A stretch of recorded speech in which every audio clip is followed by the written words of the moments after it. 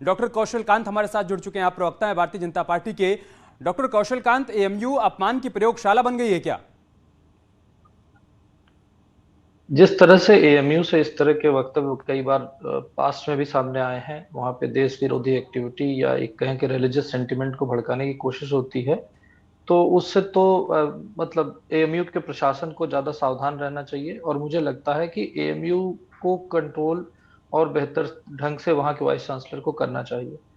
पढ़ाई की क्लास में किसी भी विशेष धर्म के बारे में स्पेशली देखा गया है कि ज्यादातर हिंदू धर्म को ही टारगेट किया जाता है, चाहे आप क्लासेस में देख लें, चाहे नॉर्मल जगह देख लें, हर जगह। तो इस तरह की जो मानसिकता है उसको खत्म करना चाहिए। और जो भी हालांकि जो खबर आ रही है कि प्रशासन ने उनसे एक्सप्लेनेशन मांगा और वहां के प्रोफेसर ने अनकंडीशनल माफी मांग ली, बट सिर्फ माफी मांग लेने से क्या होगा? हर बार आप गलती करते हैं और माफी मांग लेते हैं। मुझे लगता है कि कम से कम जो क्लास है, जो यूनिवर्सिटी है, जो स्कूल्स है, वहां पर एटलीस्ट जो भारत का मूल धर्म है, भारत का मूल धर्म हिंदू धर्म है, उस धर्म विशेष के बारे में किसी भी तरह की टीका टिप्पणी बर्दाश्त नहीं की जाएगी। और जांच के बाद उचित कार्रवाई की जाएगी जो कानून सम्मत हो, जो हमारा संविधान इजाजत देता हो। ठीक है सर, जांच के बाद कार्रवाई करेंगे, लेकिन सवाल ये खड़ा हो रहा है ना कि एक बार ऐसे मौके सामने नहीं आए, बार बार ये हुआ है। कभी हिंदू देवताओं का गलत तरीके से चित्रण किया गया, कभी गलत तरीके से उनकी व्याख्या की गई, और ये कह देना कि हमारा मकसद किसी की धार्मिक भावना को ठेस पहुंचाना नहीं था। क्या ये सब कुछ करते हुए मन में ख्याल नहीं आता क्या कि इससे धार्मिक भावना को ठेस पहुंच सकती है, या जो मैं कर रहा हूं ये ठीक नहीं है, ये अपमान है देवी देवताओं का, और वो भी शिक्षा के मंदिर में? सर देखिए, मुझे जो लगता है कि हिंदू मेजॉरिटी होने के बावजूद भी हिंदुस्तान में रहने वाले हिंदू का हिंदू धर्म बहुत सॉफ्ट टारगेट होता है। हर आदमी उस पर अटैक करता है। ये देश के हिंदू को सोचना पड़ेगा, देश की जनता को सोचना पड़ेगा कि वो अभी तक किस तरह की सरकार को बनाती आई है। अब आज के समय में भारतीय जनता पार्टी जो एक राष्ट्रवादी सरकार है, उसके आने के बाद से बहुत सारी चीजों पे कंट्रोल हो रहा है। जनता को पता भी चल रहा है, देश को भी पता चल रहा है कि हम अपनी पुरानी संस्कृति, हमारे जो सभी लोग हैं, देश की पूरी जनता है, जो मेजॉरिटी जनता है, उसके साथ साथ सभी का बराबर ख्याल रखने की कोशिश कर रहे हैं। लेकिन ये देश की जनता के एक वोट की ताकत है कि आज इस तरह का इशू टीवी पे डिस्कस हो रहा है। नहीं तो इससे पहले इशू बहुत सारे हुए होंगे, आप भी देखें, उस पर इवन डिस्कशन भी नहीं होता, डिबेट भी नहीं होता। आप देखिए, कश्मीर में इतना बड़ा वाकया हो गया, हम लोग छोटे थे, किसी तरह का कोई अखबारों में कुछ नहीं निकला, मीडिया के थ्रू बहुत जानकारी नहीं हो पाई। तो कम से कम ये देश के जनता की एक एक वोट की ताकत है कि आज हम इन सारी जानकारियों को ठीक ले है, पा रहे हैं, हम उन पे कानूनी मयंक कार्रवाई कर राजू पा रहे हैं दास, और हम उन पे क्या किया अंकुश जाए लगाने ऐसा के कि इस लिए तरीके की आगे घटनाएं बढ़ बार रहे बार हैं। रिपीट ना हो? ऐसे लोग जो बार बार इस तरीके की हरकत करते हैं, उनको एक संदेश जाए कि आप इस तरीके की गलती करके बार बार माफी मांगकर बच नहीं सकते हैं। ये करने से पहले आपको सोचना होगा कि आपके एक वक्तव्य से या फिर आपके एक कृत्य से अपमान हो सकता है, किसी की धार्मिक भावना को ठेस पहुंच सकती है। क्या किया जाए? नहीं नहीं, ये तो आम सी बात हो गई। सनातन धर्म संस्कृति, हिंदू देवी देवता, साधु संतों को हमको बोको हराम, आईएसआई, तालिबान से भगवा आतंकवादी हमको कह दिया जाए। भगवान राम के बारे में उचित टिप्पणी, माता सीता के बारे में उचित टिप्पणी, भारत माता की नंगी तस्वीर, हमारे जगजननी माँ जगदम्बा आदि स्वरूपा दुर्गा जी के बारे में। मतलब कहने का अभिप्राय ये है कि खाली हम ही ने ठीका लेकर रखा है क्या?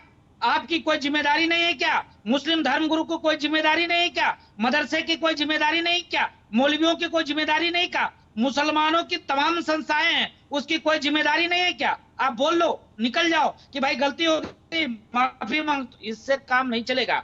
भारतीय जनता पार्टी के प्रवक्ता महोदय बैठे हुए हैं, बीजेपी की सरकार है, नीचे से ऊपर तक सनातन धर्म संस्कृति की सरकार है, हिंदू और हिंदुत्व की सरकार है। आपके ऊपर पूर्णतः मुझको विश्वास है, तो विश्वास है तो आप विश्वास पे खड़े उतरिए और उस प्रोफेसर को सस्पेंड कराइए और वहां ऐसे कृत्य ना हो, इसके लिए वार्निंग दीजिए वहां के कुलपति महोदय को।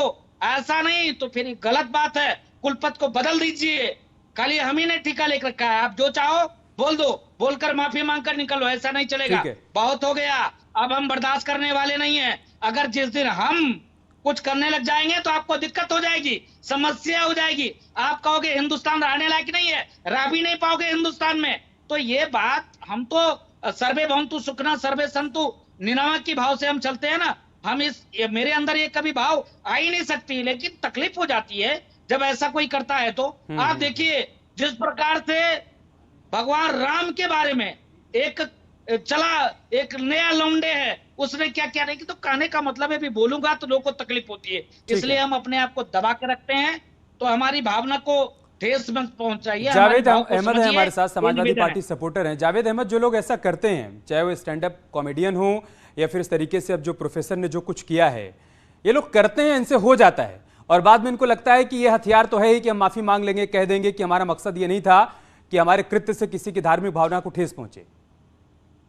देखिए अमित जी, ये जो सब कुछ हो रहा है, पिछले आप 4 दशकों की राजनीति के परिदृश्य को देखें और इधर पिछले 2.5-3 दशक में, यह देश के लिए कोई बहुत अच्छी बात या सम्मानजनक बात नहीं है। कोई माफी मांग ले, पहले हम गलत हरकत करें फिर माफी मांग ले, यह सब क्यों हो रहा है? इसके देखिए, ये इस तरीके के लोग लगातार भारत की सभ्यता संस्कृति को और हमारे लोकतंत्र को चुनौती देते नजर आ रहे हैं। और मैं राजनीति से थोड़ा अलग हटकर मैं बात करना चाहता हूँ अमित, और इसमें लोग वोट तलाशने का काम करते हैं। धमकियां, किस तरीके के शब्द, किस तरीके की मर्यादाओं को तार तार करने की परंपरा रही है। किसी ने आज कह दिया कि पौराणिक ग्रंथों के सहारे हमने कहा। देखिए बहुत स्पष्ट बात है, अगर हम अमित जी आपका सम्मान करेंगे तो निश्चित रूप से आप हमारा सम्मान करेंगे। इस देश में जो कुछ भी इस तरीके का हो रहा है, ये एक तरीके से, मैं इसको अपने शब्दों में कहूं तो अब इस देश के अंदर एक बौद्धिक आतंकवाद पनप गया है, और यह बौद्धिक आतंकवाद अपने क्षणिक लाभ के लिए देश की दशा को बिल्कुल बदल देना चाहता है। इस पर रोक आखिर कौन लगाएगा? सरकार लगाएंगी। उस अलीगढ़ यूनिवर्सिटी के चांसलर कौन है? हमारे देश के राष्ट्रपति हैं। देश के टैक्स पेयर का पैसा वहां पर जाता है। जितेंद्र कुमार को सस्पेंड ही नहीं किया जाना चाहिए, संत जी अभी थोड़ा दूर है, उसके विरुद्ध FIR होनी चाहिए और वहां के यूनिवर्सिटी के वाइस चांसलर को FIR करानी चाहिए निश्चित रूप से। अगर वाइस चांसलर अगर नहीं कराते हैं तो जिला प्रशासन को स्वतः उसके इस कृत्य के लिए उसके विरुद्ध FIR कराना चाहिए और जो कानून सम्मत कार्रवाई हो वो की जानी चाहिए। डॉक्टर कौशल कांत, जावेद अहमद कह रहे हैं कि एक प्रकार का बौद्धिक आतंकवाद है। अब सवाल ये खड़ा हो रहा है कि बौद्धिक आतंकवाद को कौन रोकेगा? जो लोग इस तरीके से बार बार हरकत कर रहे हैं, जो अपने आप को ये समझते हैं कि बहुत ज्यादा पढ़ लिख लेने के बाद वो किसी भी प्रकार की व्याख्या कर सकते हैं देवी देवताओं की, उनको कौन रोकेगा? उनके खिलाफ कार्रवाई कौन करेगा? क्या सिर्फ उनके माफी मांग लेने भर से काम हो जाएगा, या जो मांग यहां पर संत राजू दास उठा रहे हैं या फिर समाजवादी पार्टी के जावेद अहमद साहब उठा रहे हैं कि उनके खिलाफ कार्रवाई होनी चाहिए, उनको सस्पेंड किया जाना चाहिए? देखिए, कार्रवाई के थ्रू ही इस तरह की चीजों पे कंट्रोल किया जाएगा। जैसे रामचरितमानस में एक कविता है, विनय न मानत जलधि जड़, गए दिन 3 दिन बीत, बोले राम सकोप तब भय बिन होए न प्रीत। भय तो लाना पड़ेगा, और अभी तक यही होता रहा है कि इस तरह के कृत्यों पर कभी भी सरकार ने कोई स्ट्रांग स्टेप नहीं लिया है। ये भारतीय जनता पार्टी की राष्ट्रवादी सरकार है, और लोगों ने इतने मन से, इतने दिल से दोबारा सरकार लाई है, तो हम लोगों की आस्थाओं पे खरे उतरेंगे, उनकी आकांक्षाओं पे खरे उतरेंगे, और जो भी कानून सम्मत उचित कार्रवाई होगी किसी के भी खिलाफ, इस प्रोफेसर के अलावा भी कोई भी ऐसा काम करेगा उसके खिलाफ उचित कानून सम्मत कार्रवाई की जाएगी। और आप ये देखिए कि भारतीय जनता पार्टी की सरकार आने से कम ऐसे एपिसोड पे बातचीत तो हो रही है। अदरवाइज तो पहले बात भी नहीं होती थी, मीडिया में भी चीजें आती थी और दब जाती थी।